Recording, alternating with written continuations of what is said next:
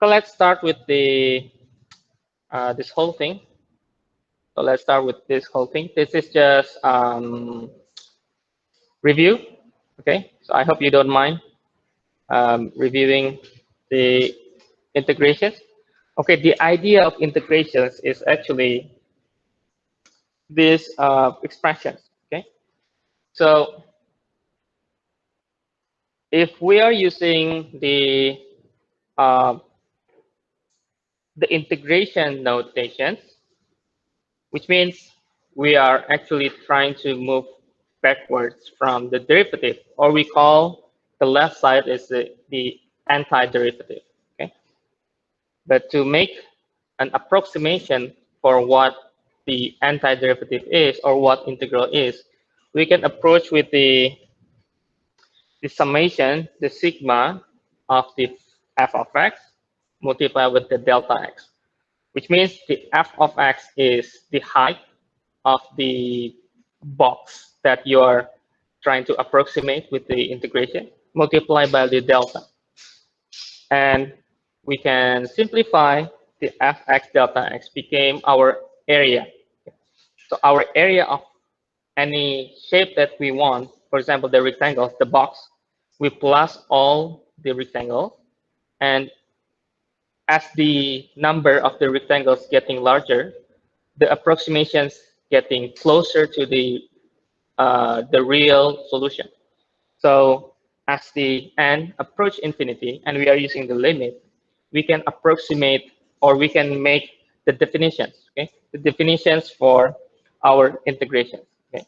So if in your derivative you have limit as your basic definition for derivative, limit as x or as the h approach 0, and then fx plus h minus f of x divided by h, and that will be your derivative. For integrations, this will be the basic definition of integrations. Okay, and we are saying that if this all limit exists and they give some values, okay, from all, so we put sample points and the summation give us value. If we have value, then the integration exists, and we can say f is integrable.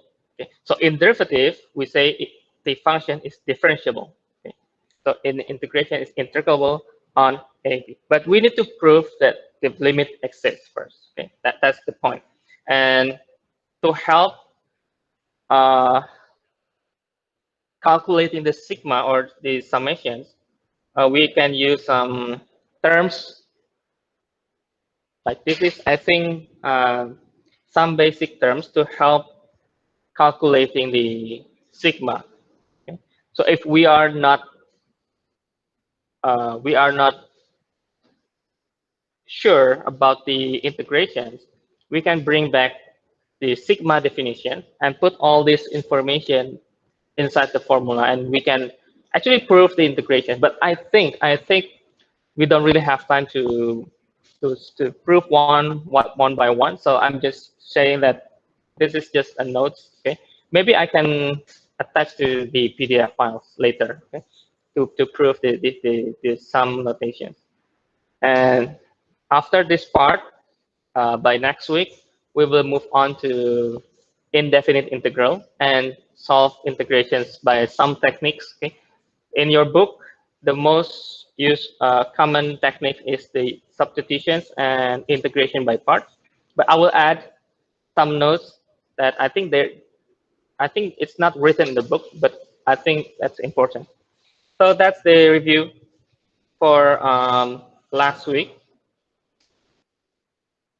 And let me review what is the midterm. Okay. So chapter 1, we are start from functions. Okay, we start from functions.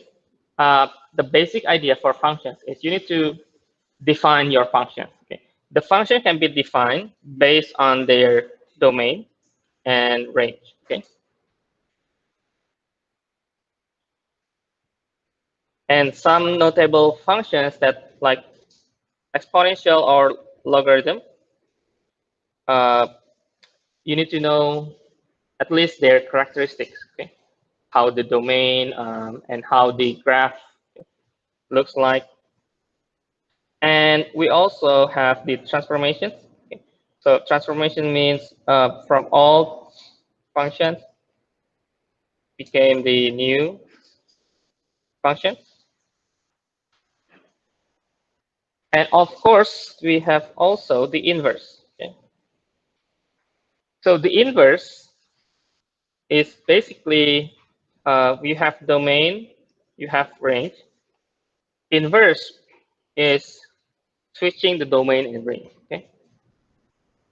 But it's not applicable to all functions. Some functions you need to make some exceptions. For example,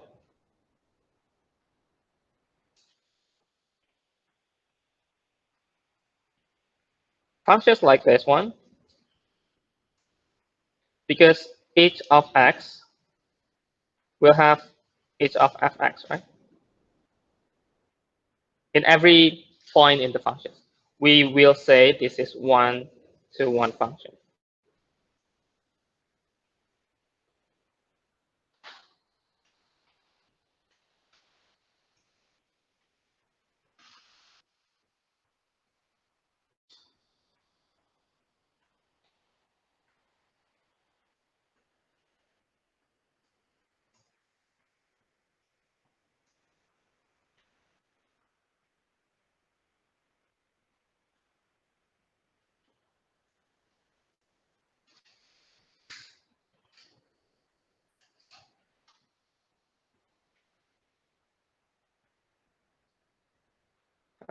Wait a moment.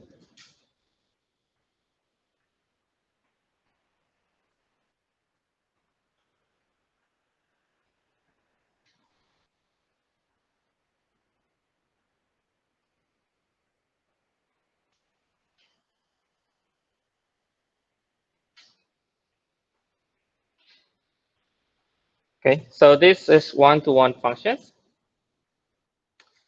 But if you have maybe functions like this one, I'm just making these functions randomly. But let's say we have this function. Because you see, if you put some vertical line here, you'll have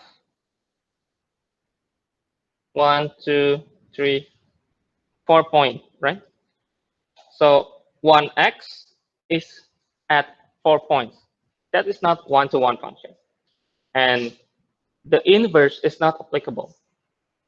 But it can be applicable if we limit the domain and range. For example, if you're just looking at this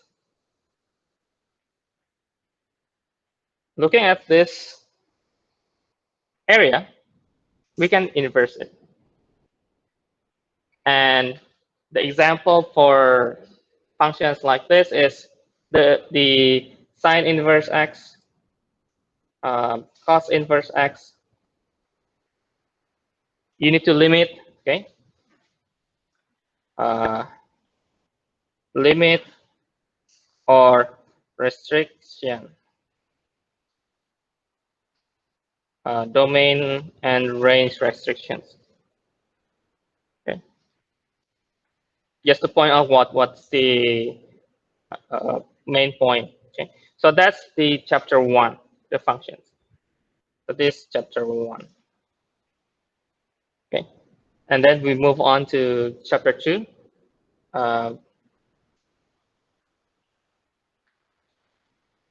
We are start from the tangent and the limit definitions. So the tangent is, if you have functions like this, if you want to know this point A, you have a tangent like that. Okay. And if you have another line from the end and the initial point, it's called the average rate of change. And the tangent we call the instant instant rate of change. And it's totally different. Okay, it's totally different. Okay.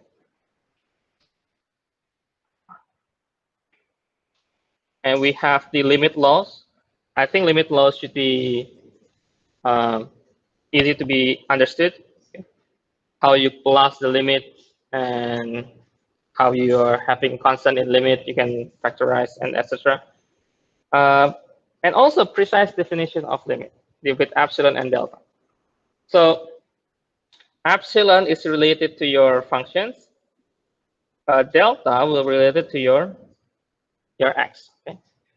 So how we solve the epsilon and delta is actually how to prove or how to approach the questions that ask is actually the delta. What kind of delta we are using? Okay, so we can first we need to initially look at the epsilon and the functions, how they relate each other. Maybe we can simplify, or maybe we can rewrite the form, and we can see the relations that maybe if we try some delta, it will be proven that okay, it brings back the functions to the original idea. Okay, so that's the epsilon and delta. Okay, and we have also continuity, left hand and right hand limit, and also the limits at infinity and infinite limit. Limits at infinity is when we approach the x going further to approaching infinity. And it's if we have value here, L, meaning this is horizontal asymptote, okay, in our graphs, okay, if you remember. Okay. And in infinite limits, if you approach x to some value of number a from left or from right, it might result in positive infinity or negative infinity. It depends. But if resulting in positive or negative, we can say that this is our vertical asymptote. Okay, at least in chapter 2, you have horizontal asymptote, vertical asymptote. And I think I forgot to mention that also there is a squeeze theorem. Okay, squeeze theorem to compare a limit. Squeeze theorem is if you have three functions, uh, let's say g,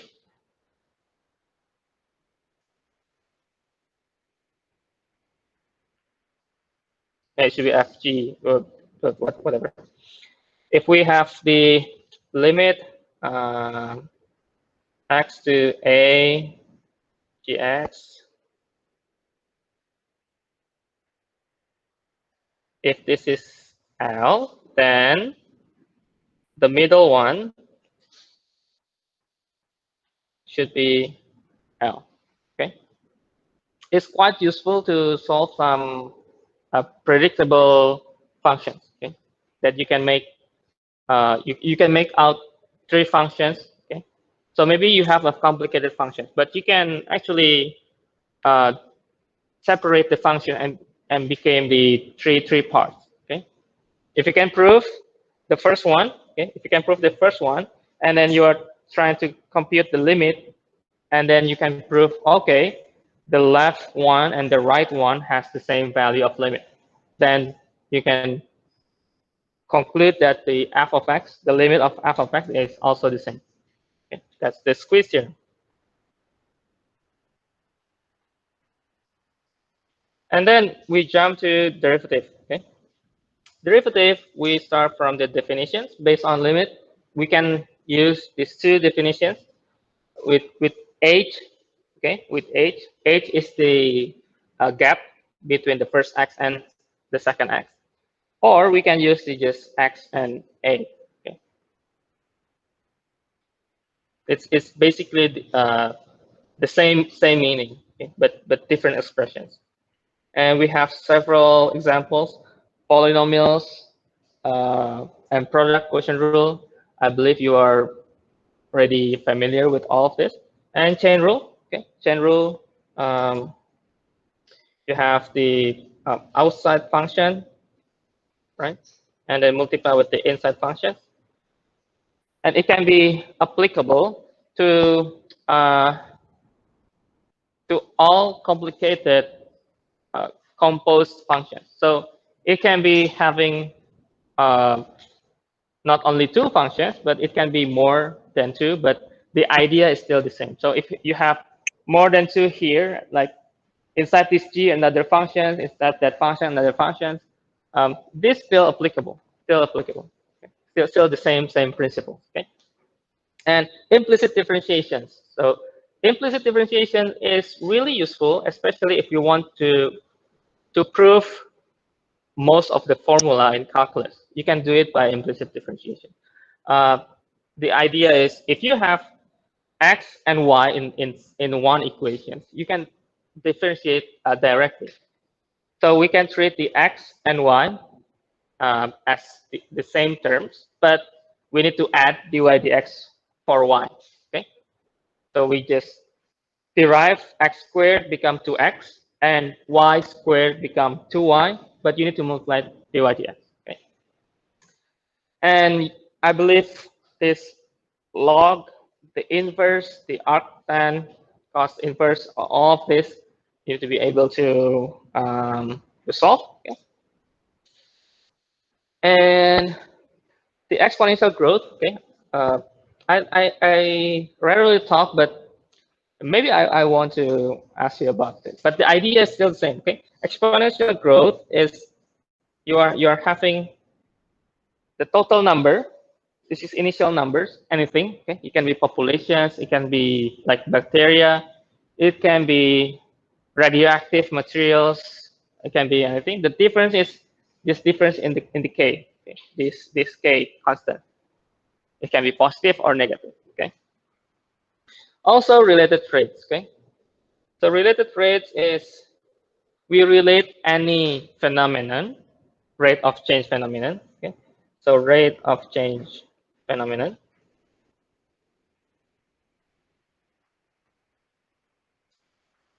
Find relations and then find with the, ddt. Okay, we derive with respect to t. So all the um, the idea for related traits is basically we are differentiating any relations we can see or we can relate and differentiate with ddt. And based on the information on the questions, we can just put in all the information. And you need to be first. You need to be you need to understand first the questions.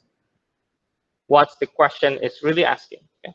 If you are fail to understand the questions, then you'll be going nowhere. Okay? You will be it will be it cannot be solved, okay? If you are not understanding the purpose of the questions. Okay?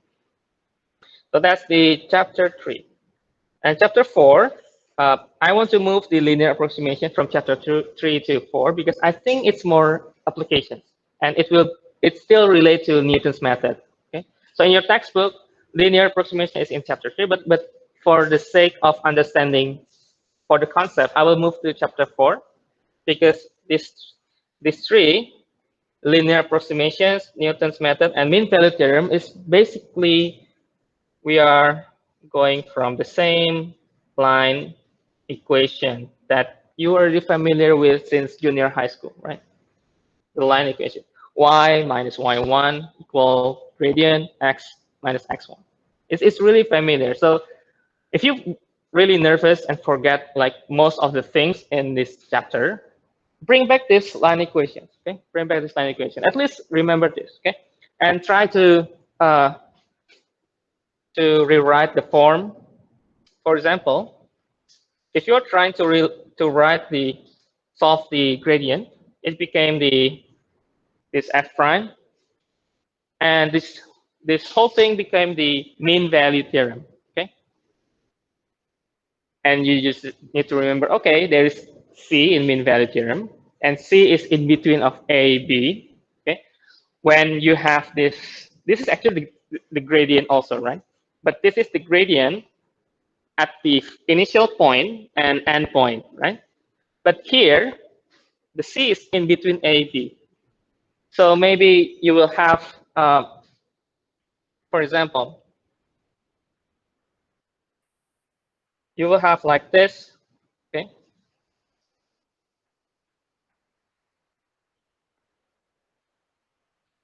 Okay, this is my average rate of change, this B minus A. This big, also the gradient, right? And the C will be here, here, and here with the same gradient, okay? Okay, that's the mean value theorem, okay? And linear approximation and Newton's method, we can relate the linear approximations is usually we are using the L, the terms L, and basically we are choosing numbers that near our target approach to when we want to approximate. This should be okay. And this is the gradient and x minus a, the distance between the number a that we choose with the x that we want to approach. Okay. And Newton's method is when the y equals, so when y equals 0 or fx equals 0, we will have x minus a is equal,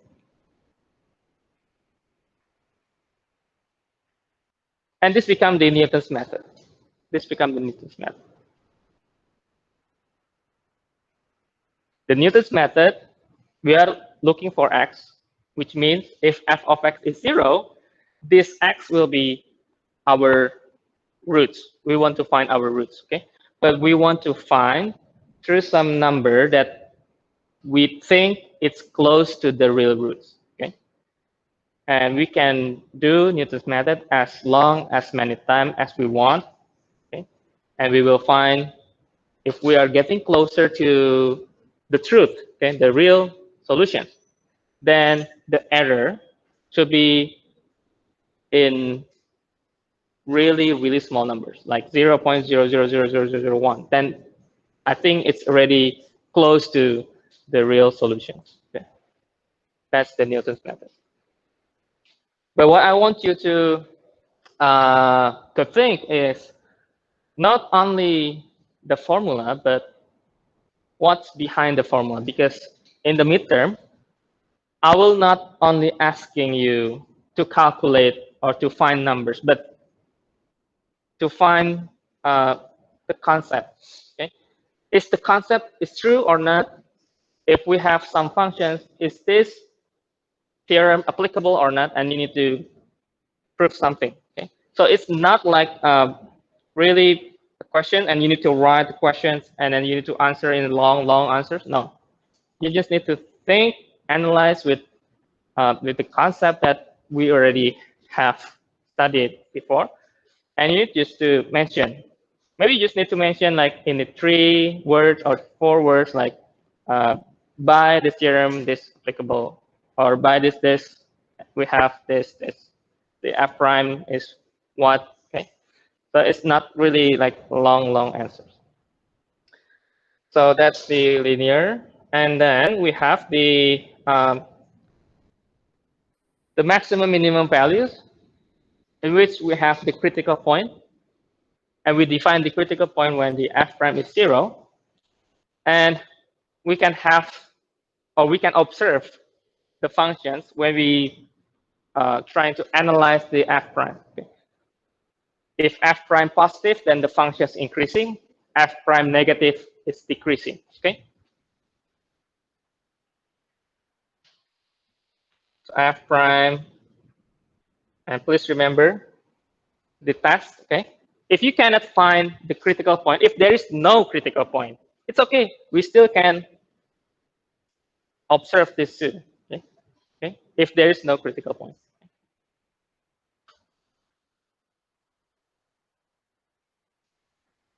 And also we have the concavity. I forgot to mention here, concavity. Concavity is f double prime.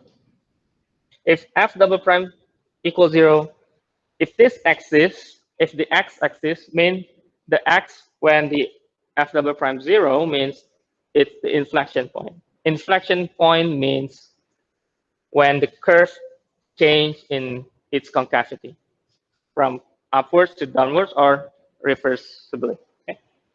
And we can also have the f double prime test. Okay? This is upwards. Let me write like that. And this is downwards. Okay? And we have also, from the max min value concavity, we have curve sketching. Okay? Curve sketching. Plus all the basic you have, plus like domain, asymptote. Remember asymptote, we have horizontal, vertical, and the slant. Slant asymptote is any line equation besides vertical and horizontal that is having in the function. So your function will not crossing the slant asymptote. But in some cases, okay, it's not wise for me to say the function is not crossing, but sometimes there is functions that crossing the asymptote, but the other x will not approach the asymptote. Some cases. Okay. So you need to review this. Okay, like the horizontal, you need to review with limit. Vertical also with limit, right? And slant also with limit. Okay. So limit as x approaches 0. Let me write you for you. Limit as x approaches 0 of functions minus the line equations. Okay. This should be equal to 0.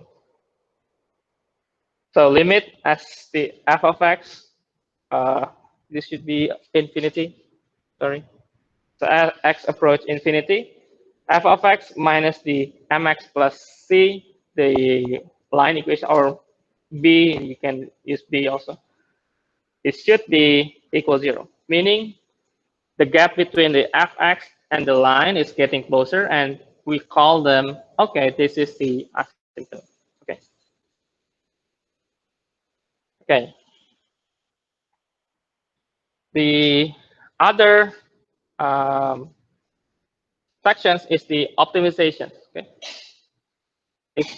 It's actually, we are finding models and we solve the maximum and minimum problem. Okay. We find the constraint equations in the questions. We find the optimization equation. And for the optimization, what you need to do is derive this optimization. If you see more than one variables, then you need to make some or modify the expressions and use the constraint to change some variables and derive equaling it to 0. Then it's your critical point. And you can use the critical point to find max or minimum. Basically, that's the idea for optimizations. Okay?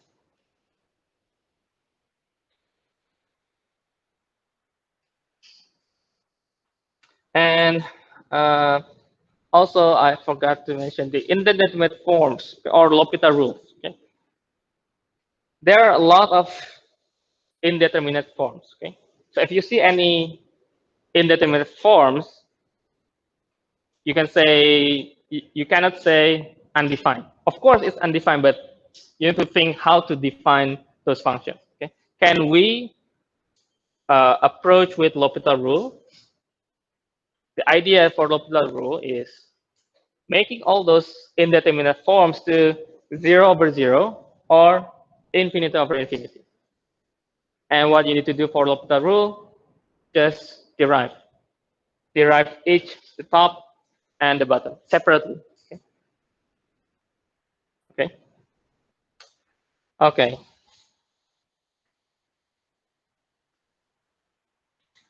But first, for L'Hopital rule, always remember it is applicable only if it's indeterminate forms, 0 over 0 or infinite over infinite. Okay. Okay. Maybe I will go for some midterms. What do you think the questions in the PDF file for you? Is it difficult or not? Or average? Or which one? Which one difficult? Which one? I have 5. Actually, it's 16 questions. It's 16, but this still is a bonus. So it's more than 100 points. More than 100 points. So which one do you think difficult? And you need to find the answers, or you need to find how to solve it. 4, 14. Okay, 14 is actually Newton's method, and because in this midterm, you can use calculator. So in this task, you can bring calculator. But next exam, no, right? But I prepare good numbers for you, good numbers. And mostly the question is not asking calculations, it's asking the concept. Okay, so here.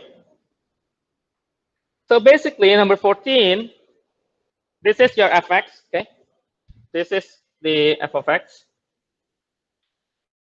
And we need to find the f prime x, okay? Let me write all terms. So this is the terms for f prime x, okay? What we need to do in Newton's method, basically, we find the interval, right? We are having interval 1 to 2, right? From 1 to 2. So if you are clueless of doing this, just start with 1. Just start with 1. And input the fx, input the f prime x, and then put the Newton's method calculation. So your Newton's method will be x1 minus f1, f prime 1. You will get some value, maybe 1 point something, and use this number back to the equations, and you will get another number. Maybe you will need to do this around 4 or 5 times to get the 6 decimal places. Okay, so basically it's not too complicated, but you need to have the calculator. Okay, okay, that's the Newton's method. Okay, any number? Which number you think we need to solve first?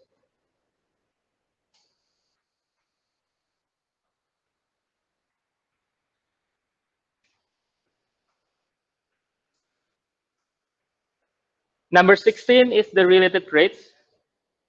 Have you tried it? Okay.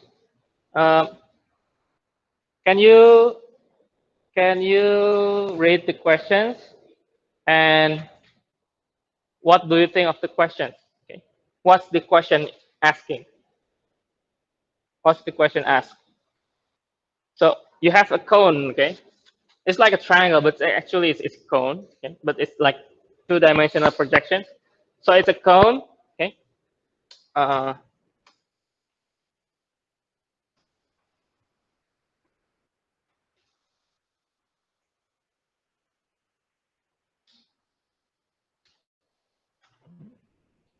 so can you try maybe read the question for and maybe try for maybe 5 minutes? Try number 16.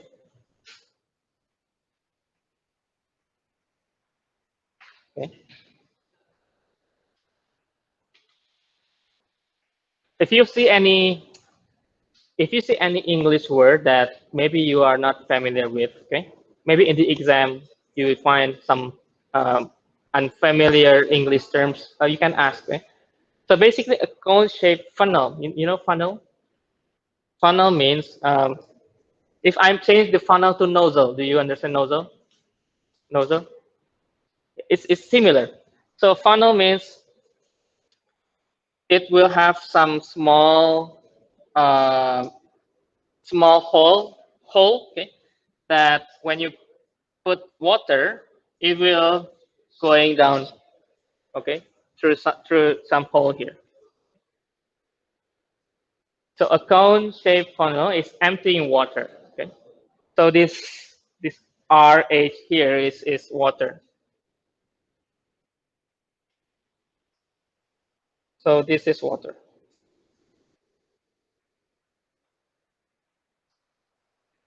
Okay. So you have the information, you have the volume, the formula in case you're forgetting. So I attach the equations. Okay, so helping you to solve. Actually, any related rates, you can read the questions first before read all the subject.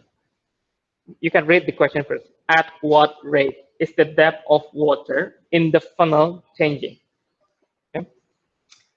So if you see this diagram, I also draw this diagram to help faster solve the question. So you see this H, right? So actually, because it's asking the depth of water, it's asking the H over dt. This is the question. This is the question. dH over dt. Okay. And now the question, how we can get dH over dt, right? We already have this volume. Maybe we can just derive the volume, right, with dt. And we can see what will happen. Okay. And also, we can have this RH relations. This is a triangle, right? Or you can see this half triangle here.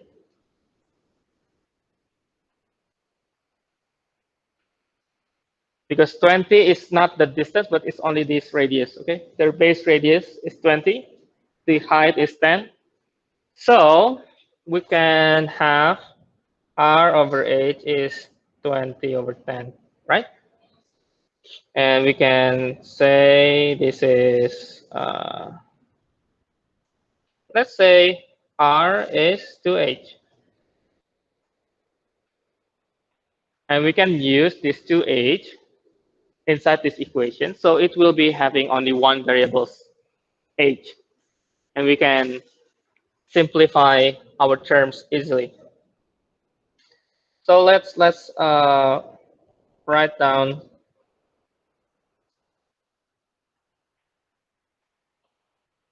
So we change the 4h cubed, right? And we derive this with dt.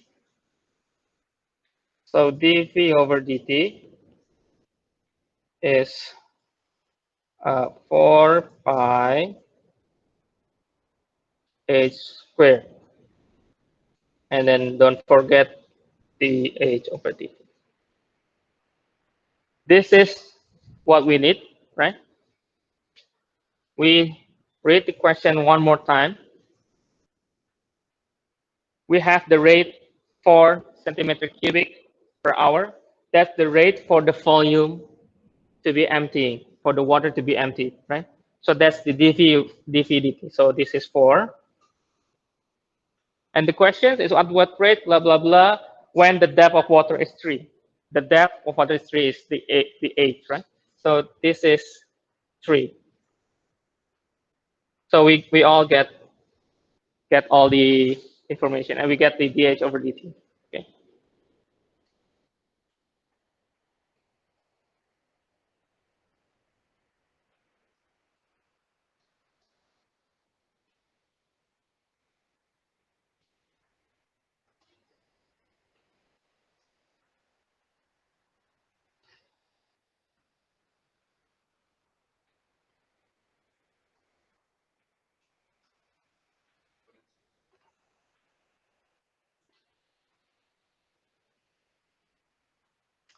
Okay, which questions that you think we need to solve?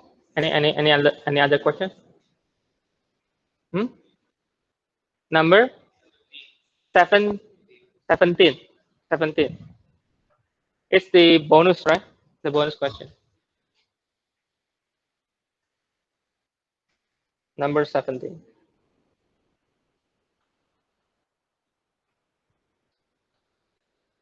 Okay, let's wait for a moment.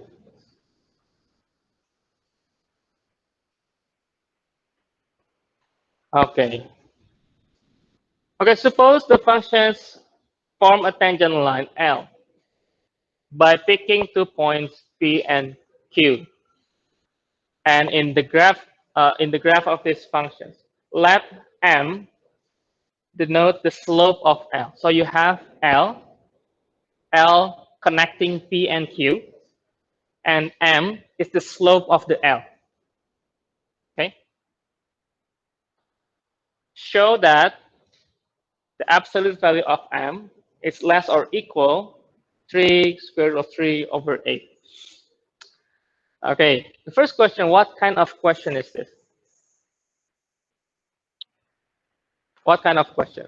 From which chapter? At least you need to figure out which chapter this is, so we can narrowing our solution. From which chapter do you think? It has a tangent, and it so it's a tangent, but it has a slope of the tangent. 4, right? Chapter 4. Okay, good.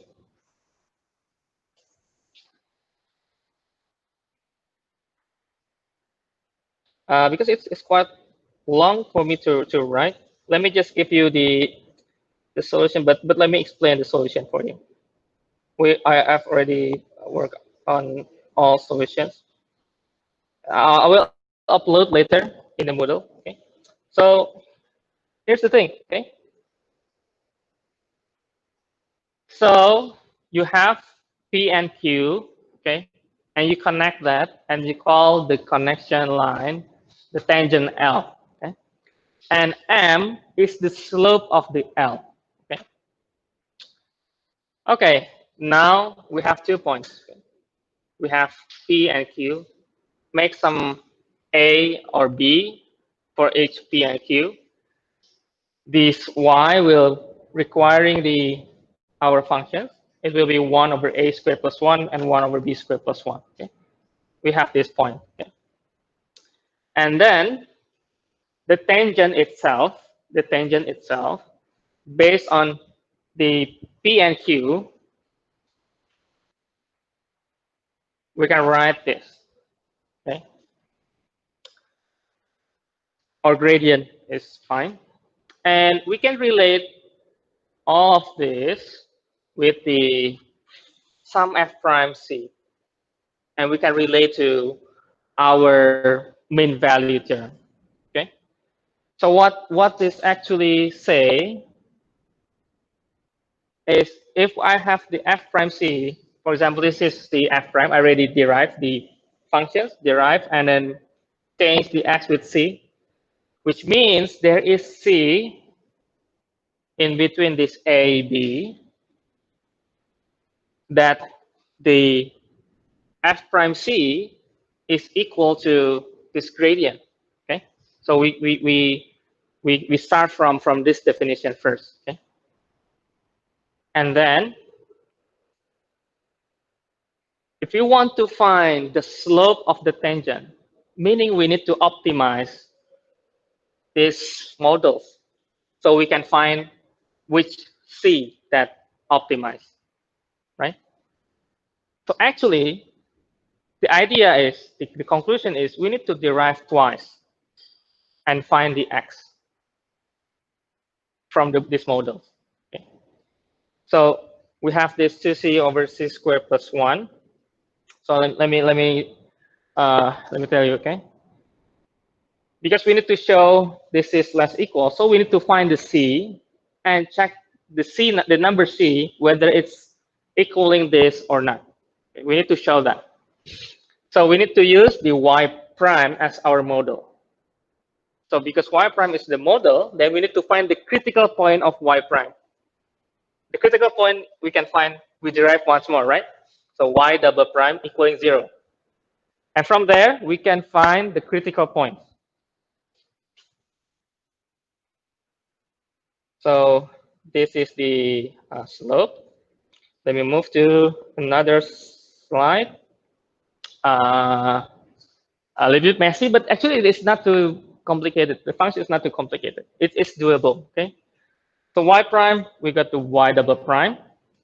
Simplify, and we get this functions here. 6x squared minus 2 equals 0. We can just focus on this 6x squared minus 2. And we get the x, or the c, if you want to use c, it's also fine. I forgot to change with c, but I think you know what I mean, okay? So we got the c from before is x squared is 1 over 3. So we have plus minus 1 over square root of 3. And we find the extreme value. Or if you want to find the critical point, like you want to know, okay, this is max, this is min, okay, that's fine. And we find that the maximum is this, the minimum is this, then it proves that our m, the slope of the L, the absolute value must be maximum this number. It won't be above this number, okay? From this whole critical point and maximum minimum value. Okay, that question actually I took from NTU. This question I took from NTU, maybe 2015 or 16. I took from there. So yeah, it's not only so you need to think outside of the box. Okay, sometimes okay, the questions will be having not really fixed functions. So maybe the question just showing you, okay, the functions have this characteristic, blah blah blah blah blah, and you need to find or compute some expressions. So you don't always need to know what is the function is. So sometimes you need to figure it out by some theorem, or maybe you need to prove sentence by sentence. That can be done also. So my suggestions for you in general, you can check other sources. Maybe you can check NTU, maybe Taotong also. You can check how they're exam.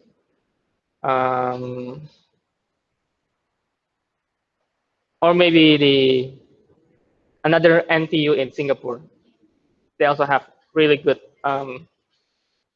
mathematical exams. Yeah, but I don't remember if they still have the archive or not. But you need just to look up into Google if you want. Okay, that's number 17. Okay, any other questions from the last 2 years midterm? If not, I will add some how to say that, some examples and some notes. Did you have any other questions from this midterm, 2018 midterm? 18? Okay.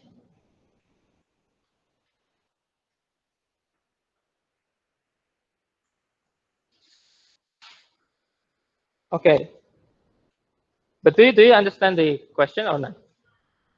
No. Okay. Okay, because last 2 years, because I didn't mention which one of which, Some students, they don't know which one is Luke Skywalker and Yoda. So I kind of said, "Oh, why do you don't know?" Okay. So this is the X-wing, the ship. Okay. Okay. Then this is Luke Skywalker with the lightsaber. Okay. And this is the Yoda. I couldn't find the real one that which had a good resolution, so I just took the pixelated Yoda.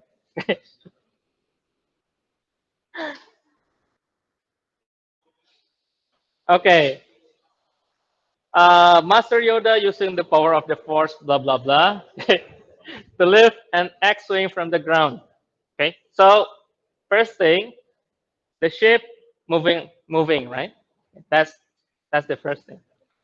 And then Luke Skywalker stands 300 meters. So the distance 300 meters. And Luke observed the X-wing rising at 20 meter per second upwards. So he looks, oh, going up, right?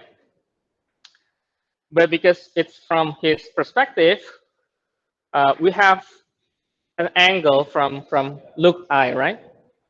What rate is the angle between Luke's line of sight? So that's to simplify our calculation. You don't need to worry about the height of the Luke, okay?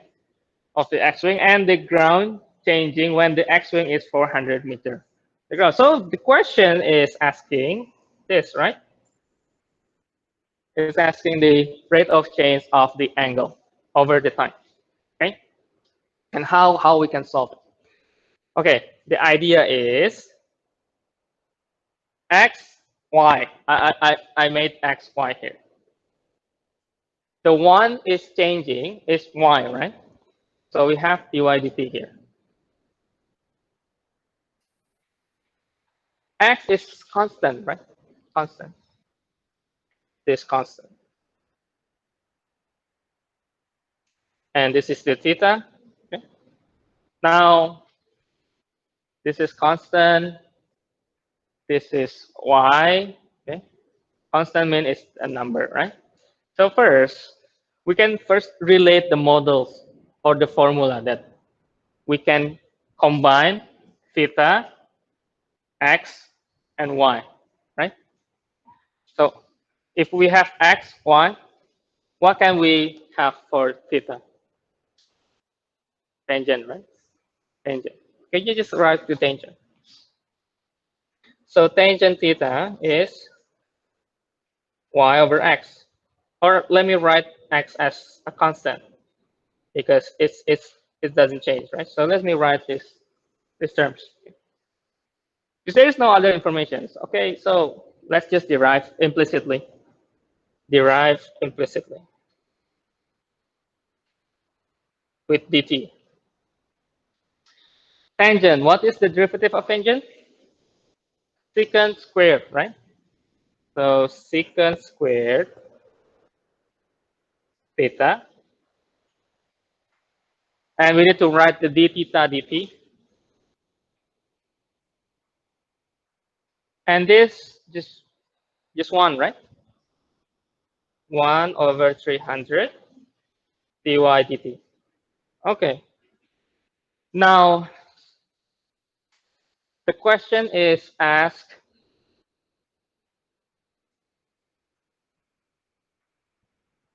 when the X-wing is 400 meters above the ground. Okay? So what can we have from the 400?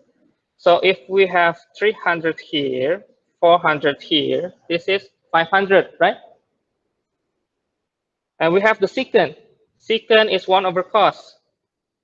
Cos is 300 divided 500, 3 over 5. So secant will be 5 over 3, right? 5 over 3. So we can use this is 25 over 9. And dy dt is 20. So d theta dt is um,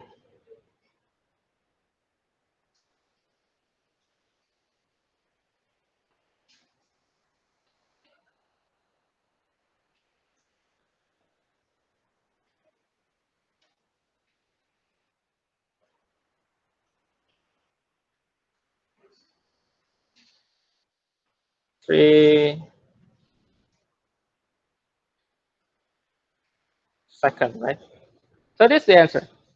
You get 3 over 125 radian per second. Or, okay, we can also uh, use another form from this tangent. We can use the tangent inverse. Okay?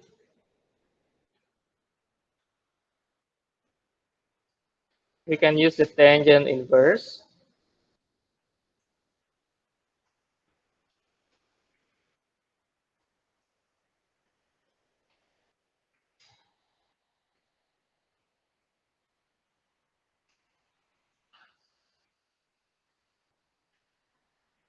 Let me write another.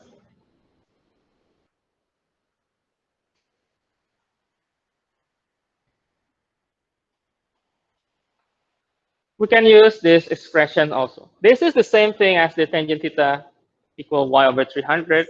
We can use theta equal tangent inverse y over 300.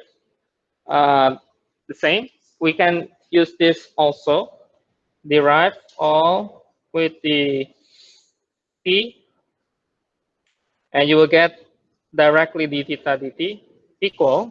Tangent inverse became the 1 over 1 plus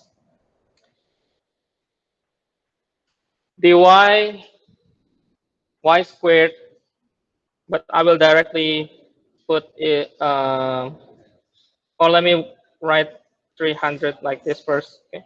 And multiply with the inside functions. It's 1 over 300 and dy dt. And change all, okay?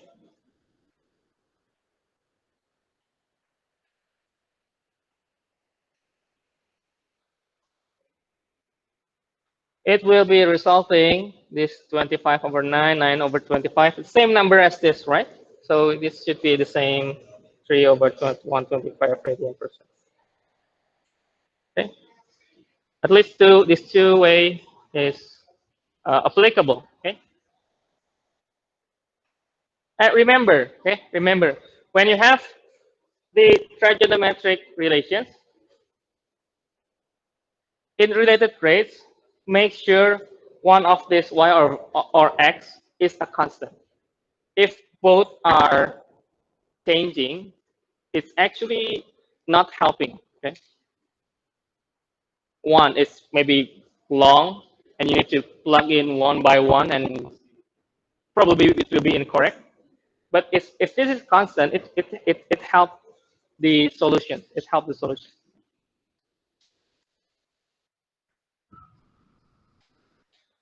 Okay. Any other questions from the 2018 midterms?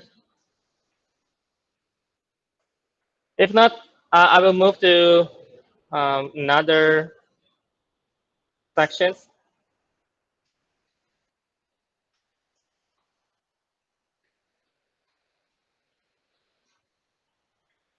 Okay.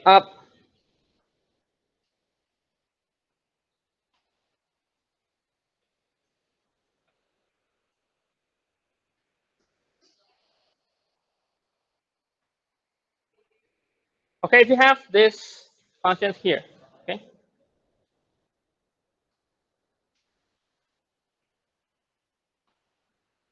I want to check whether you understand or not. If you have this kind of function, what is the first derivative?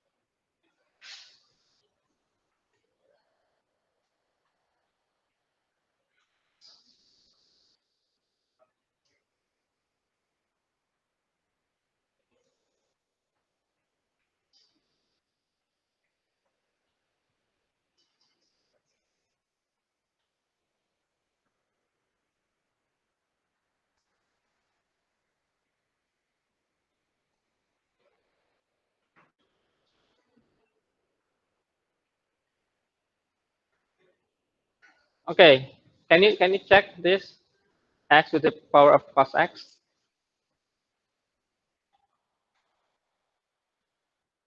Oh, okay.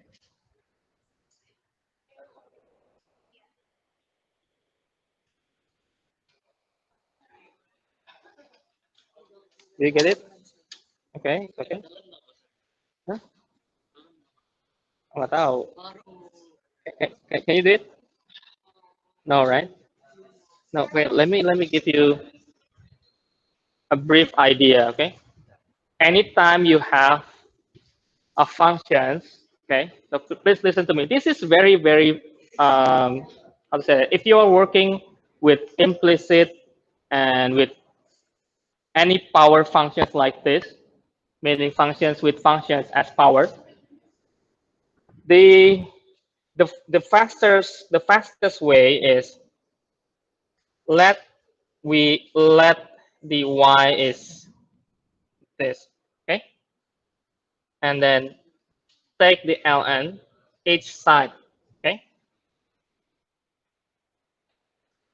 So you have ln y, and you can bring the wait, you can bring the cos x down to the front, okay. It's too long.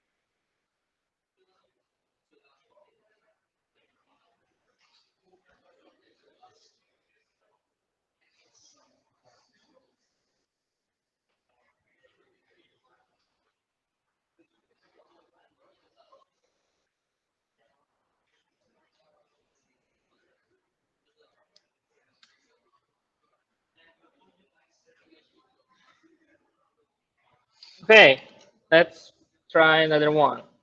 If I have qx,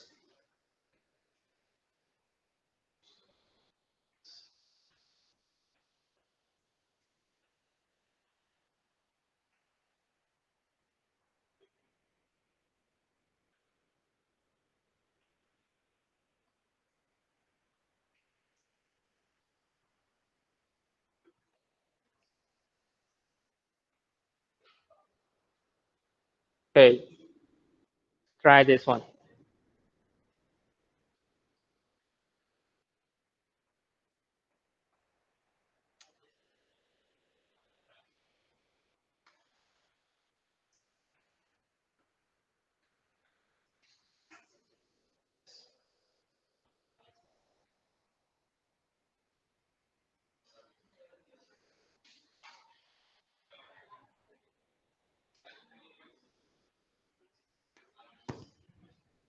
Okay, you have a rational functions q, You have that expression 1 plus x squared plus x e to the x over 1 minus x plus x squared minus x e to the x.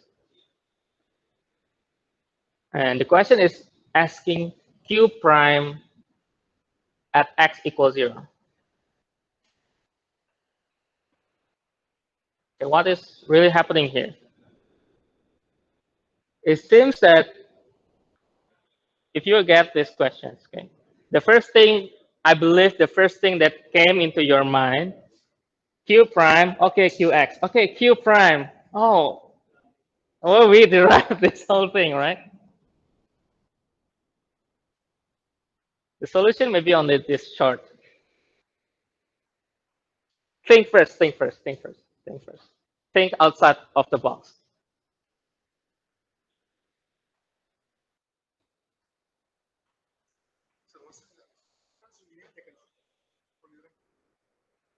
Terusin, terusin. Terusin, terusin, terusin, terusin. Ekspresinya udah bener, tapi eksekusinya nih.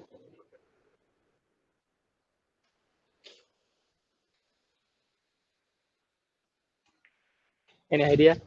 Any idea to something?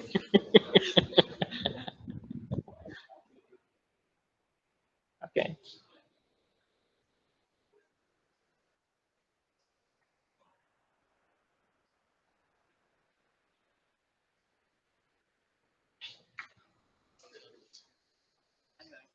Any idea?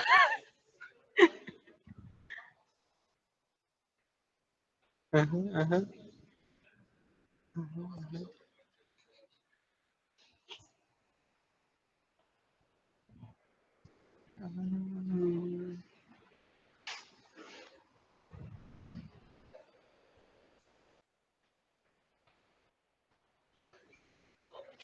Any idea? No.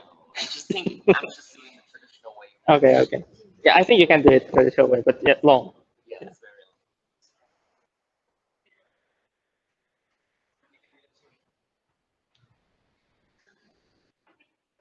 You finish? Finish? It's 4, right? Yes, correct. Good.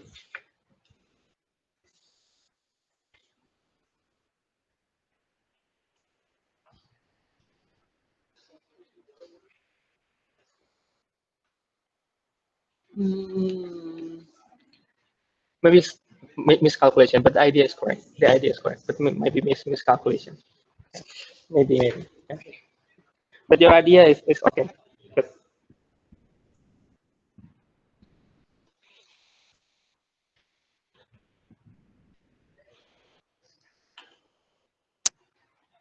Ah, okay, okay.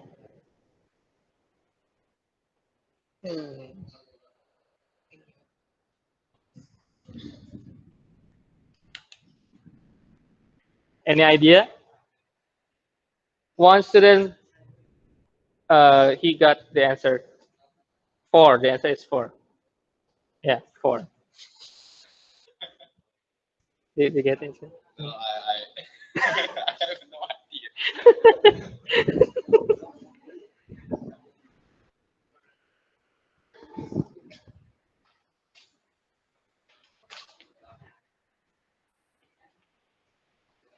Okay, I'm giving like 2 minutes more. Okay, try, and I will solve it.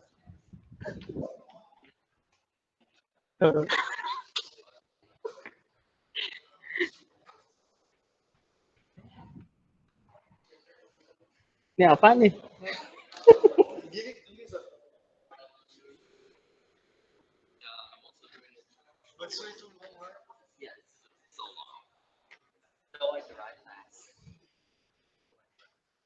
You guys, you have idea? No. Um. Hmm.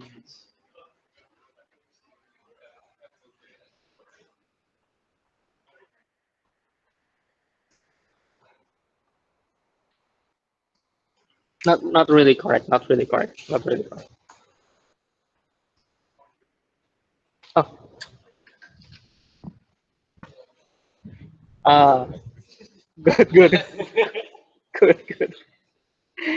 Okay. Yeah, it's right. It's correct. It's correct. It's correct. Do you have another way? Oh, same thing. Okay.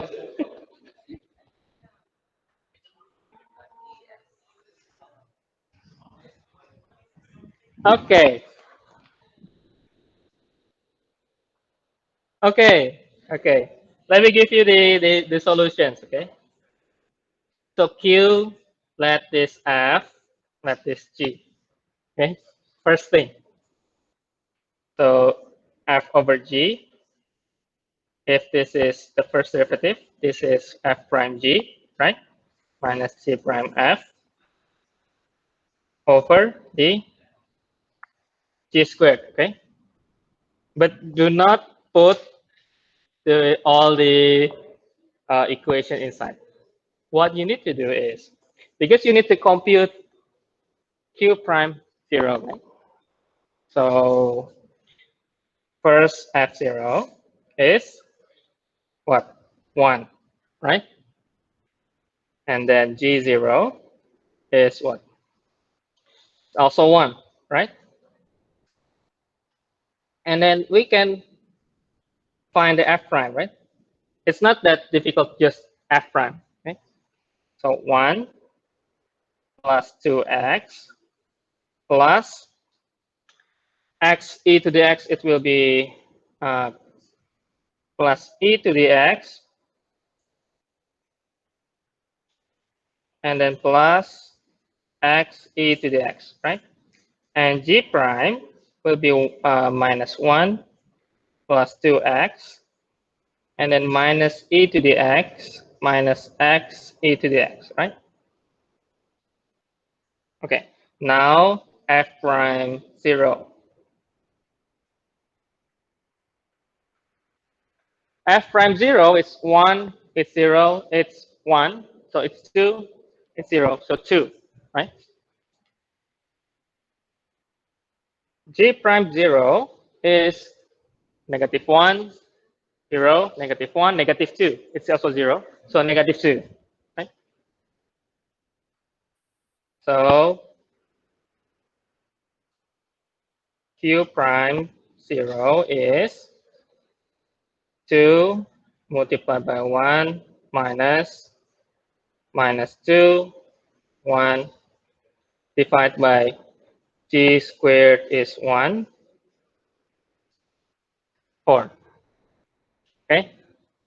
So you can think also to, so if you are rushing, um, like you are in the, some of you were just joining the paintball yesterday, right?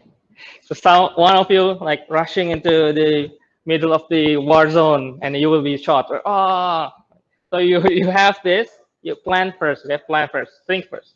If you think when you find the Q prime, it's become really messy and complicated. There are two risks. Okay, first you will be miscalculated, right? You have wrong equations, and second, it's wasting your time maybe. So if you find this, if you think, if you cannot think clearly, skip it first. Skip it first. Later, sometimes later, in my experience, when I trying to solve any exam, in the middle of exam, sometimes it's not happen every time, but if you study the concept and if you study excessively, sometimes your mind will become flexible, and when you are doing exam, maybe you have inspirations later, but don't rush your works. So don't be like, okay, I want to work fast. Sometimes it's not always work, because you're kind of missing these things that you can also try. Whenever you have like a complicated functions, maybe you can simplify the function and, okay, maybe we can solve one by one first. And then we can see, okay, then I can see clearly where this is going on. Sometimes this can help. Okay. And in my exam, for your reference, uh, I never give like really long solutions. Okay, like one pages solution. No, Usually it's short, or maybe the maximum is because the question asking maybe many points, maybe that long. But each point should be short. It should be short. Okay. So whenever you find a complicated, long solutions, and maybe the numbers is getting impossible, weird, and it seems you cannot get anywhere, my suggestions is you skip that one first. That's for sure. Okay. Okay. So idea for your midterm. Okay. Whenever you find the exam, please read the exam. Okay? So please read the exam first.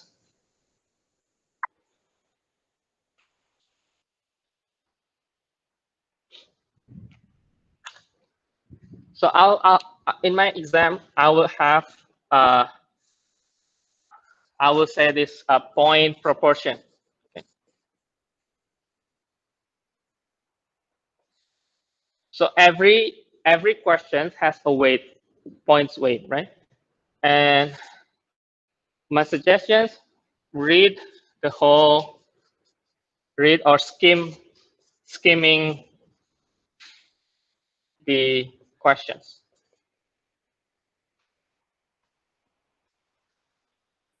And based on the point proportions, you can optimize your score.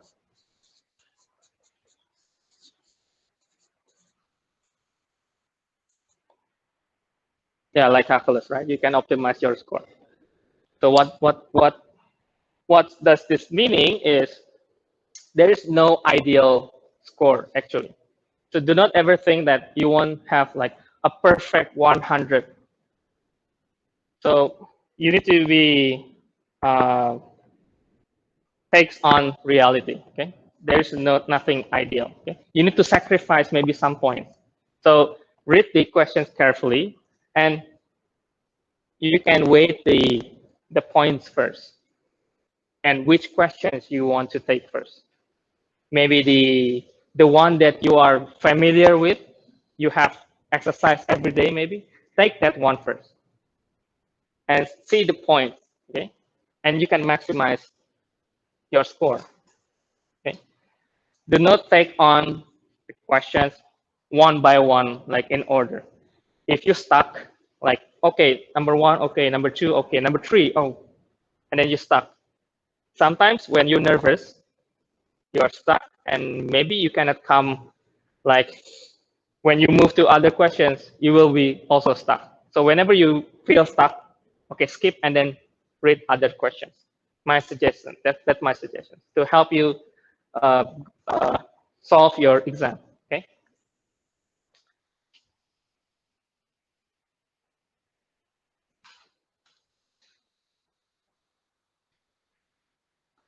Let me give you another example.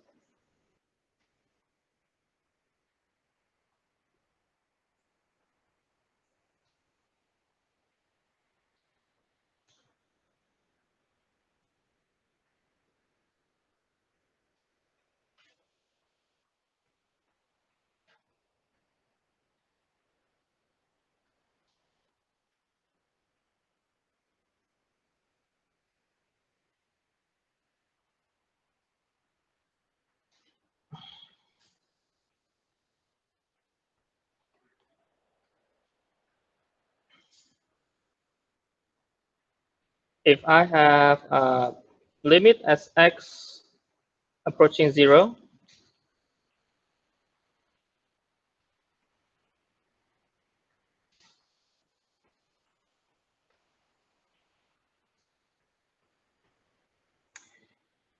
if you have this and you believe that if you plug in the 0, it will be 0/0 situations, right? In this case, it's applicable for L'Hopital rule. And if you want to L'Hopital, then that's fine. You can L'Hopital.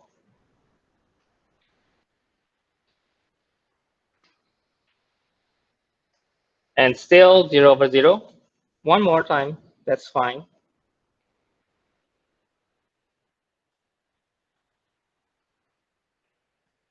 Then you get this is negative half. Okay. And if I have another questions, let's say cos x minus sin x.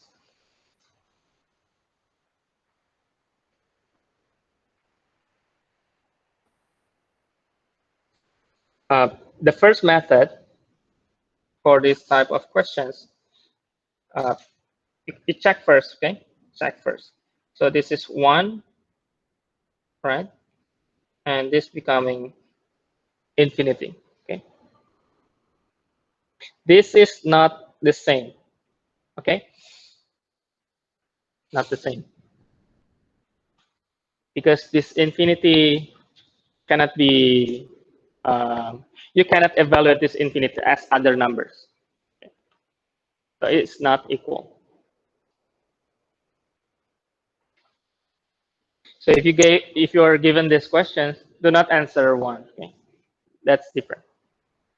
So we know that this 1 with the power of infinity, meaning this is actually indeterminate forms, and we can apply L'Hopital rule if we can make 0 over 0 or infinite over infinite situations.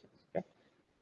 And again, the idea for the power to go to the front is by ln, right? And to make the ln comes out is by e ln, right? You have this, and this is your functions. Let me write the functions here.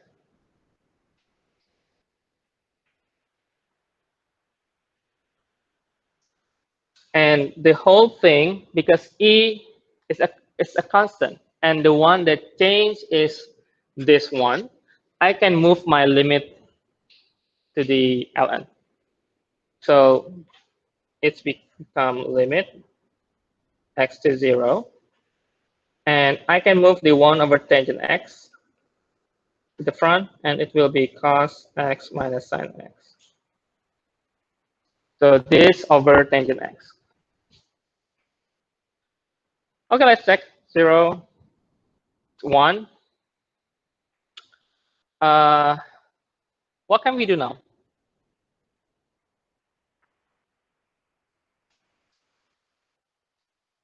Do you have any idea?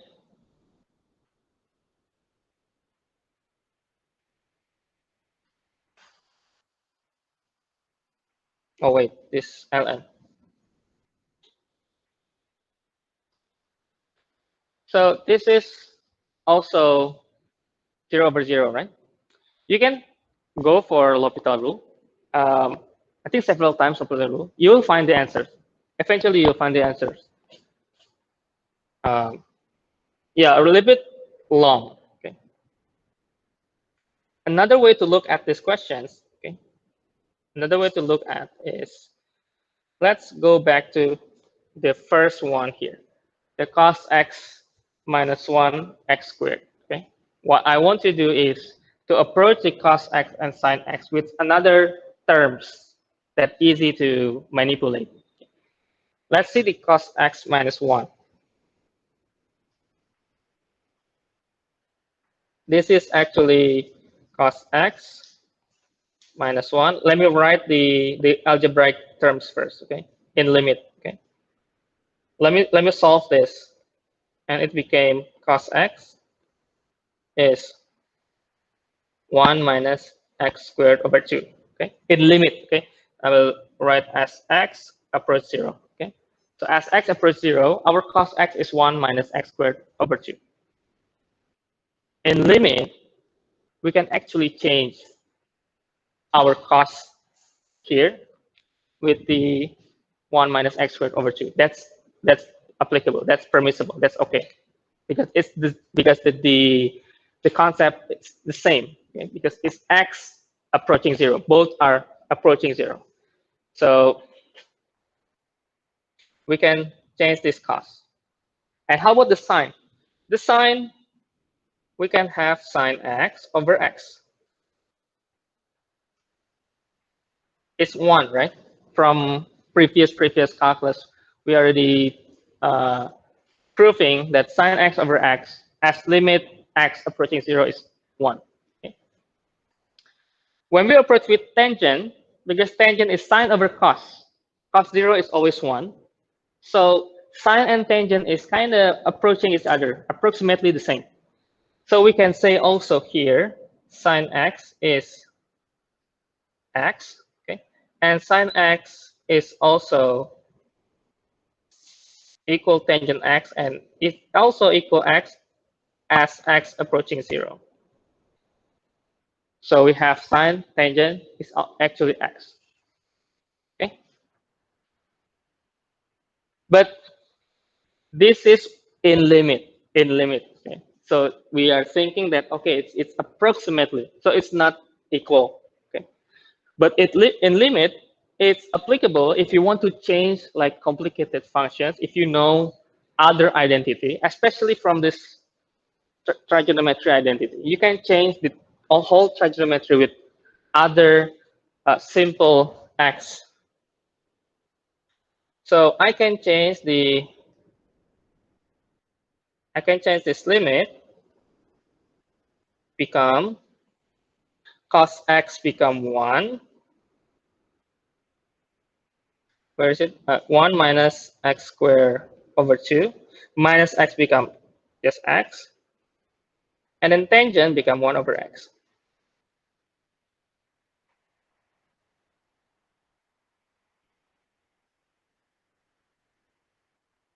And we can solve it.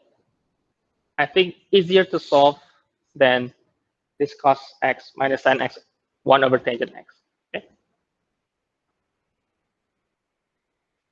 So we can solve e limit x 0, 1 over x ln.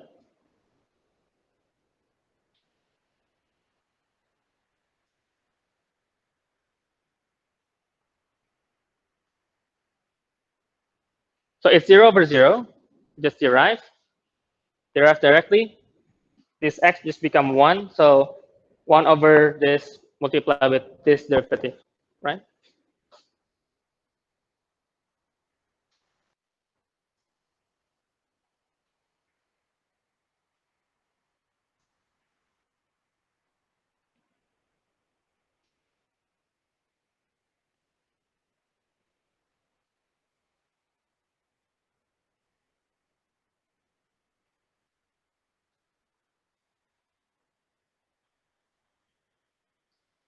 So 0, negative 1, 0, 0, negative 1, right? So the answer will be e to negative 1. Don't forget it's e, okay? Sometimes you forget that, okay, it's negative 1.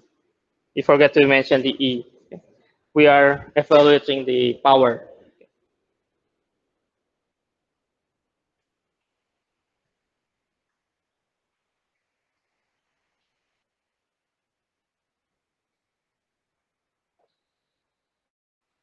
So I think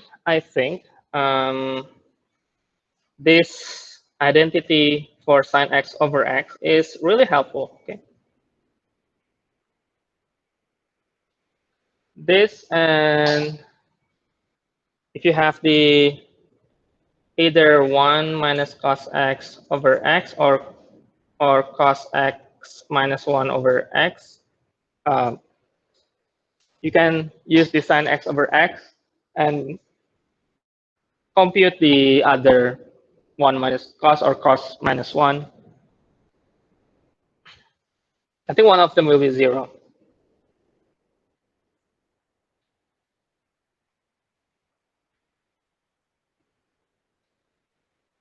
Okay, well, I think one more example for you, and see if you understand the question.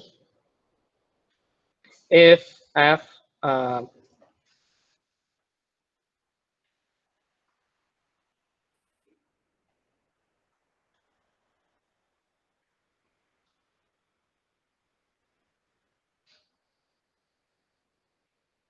okay, if the functions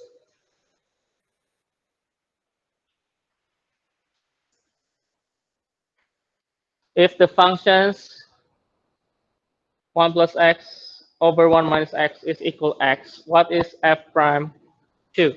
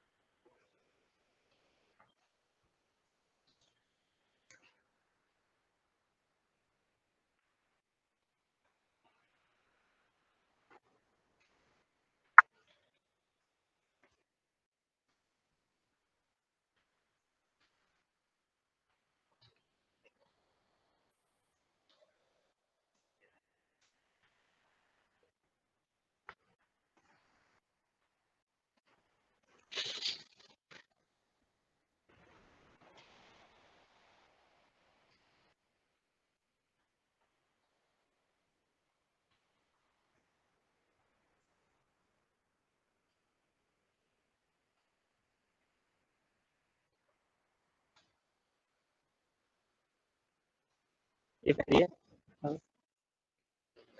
Okay. What do you think of the question?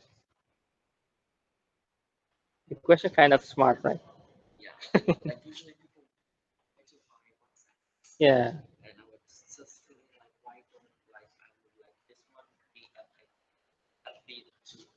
Hmm. Mhm. Uh-huh. Okay, okay.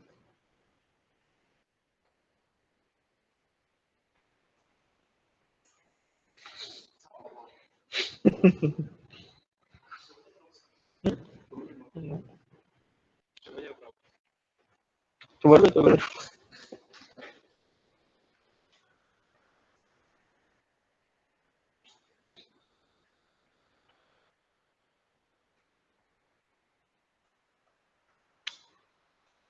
The answer should be in a fraction. Correct. Yeah, correct. You can do this. Correct. I will show you the other way. It's also short.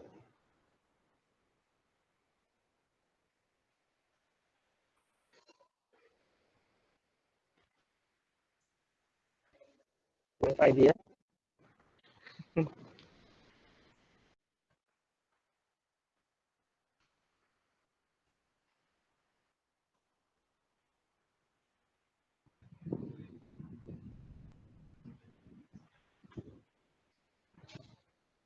Do you have idea how to solve it?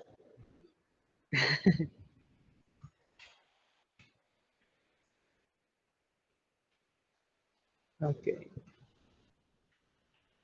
Okay, because we have a little bit time, so let me focus on the solution. Okay. The idea actually, if I have this function is x, okay, I can write my f inverse of x is 1 plus x, 1 minus x, right? The inverse. Okay, then we can solve the inverse, find the other functions from the inverse. So to solve the inverse, let me write this as y and solve the inverse. So let's solve the inverse. So y minus xy. So x plus xy is equal y minus 1. So x is y minus 1 divided by 1 plus y. And this is actually f of x, x minus 1, 1 plus x.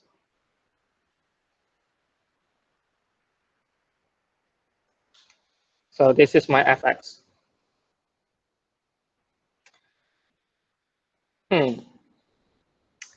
Let me write my fx as 1 minus 2.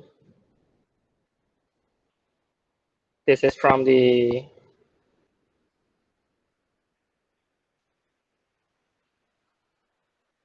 one plus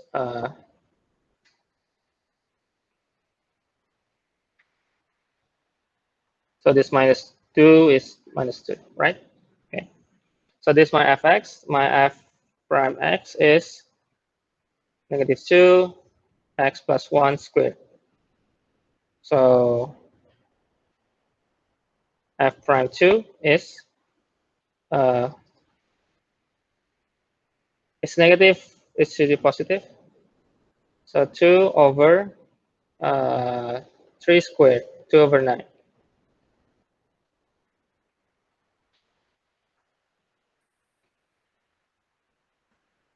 Okay.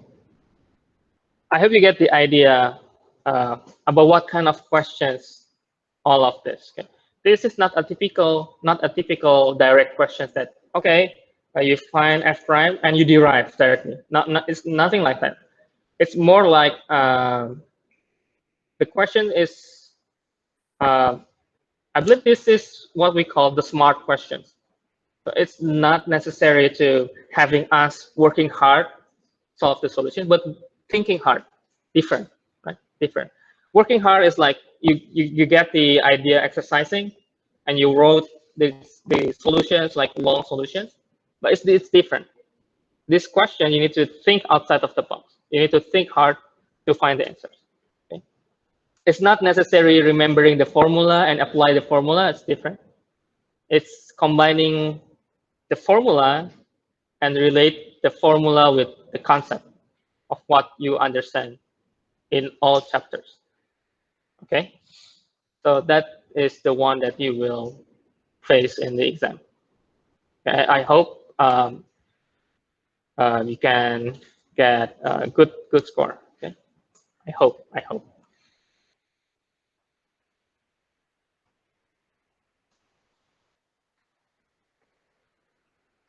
Okay, any questions? I think there's other way. Like one student, they solve it with the chain rule. I think it's doable also. It's not really that long. And still get the same 2/9. Okay. Okay.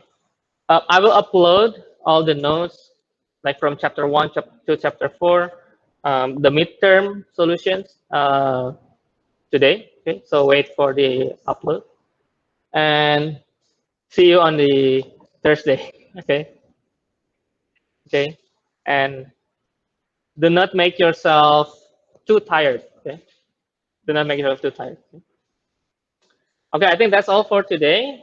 If you don't have any questions, then I will finish the class.